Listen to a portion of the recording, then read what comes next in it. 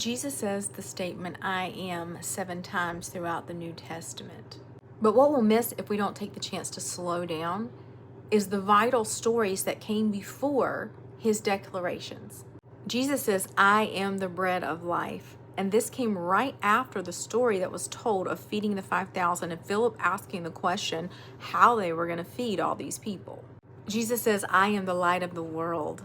Those who walk with him won't walk in darkness. But the story that came prior to this was the adulterous woman who was about to be stoned because the Pharisees thought that she didn't deserve life because of the darkness inside of her.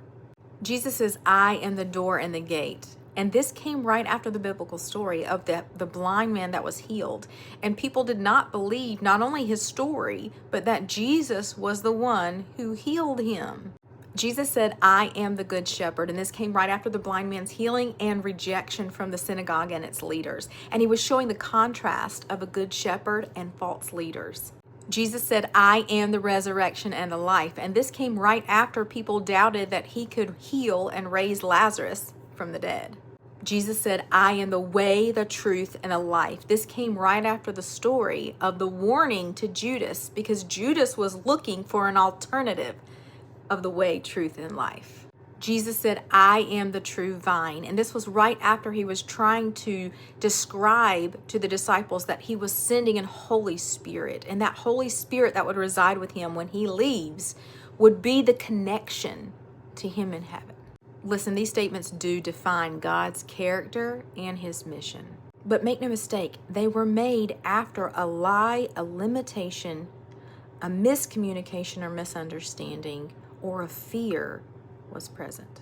Jesus wasn't merely just making claims. He was bringing truth into distortion. And this is why where there is a deception, there has to be a declaration made. This goes right hand in hand also with I am statements and declarations that God has made over you as a child of God. I am loved. I am worthy. I am chosen. Listen, the devil has warped I am statements into modern day lingo for self-manifestations and for self-prosperity. The I am statements were originated in a deep biblical character trait to get us to focus on the possible God instead of the impossible circumstance, to see ourselves through God's eyes and not the world's standards. And if it was practiced by Jesus himself, maybe, just maybe, we need to start putting words out into the atmosphere and reminding ourselves who God is and that he has full power and authority over every circumstance in our lives.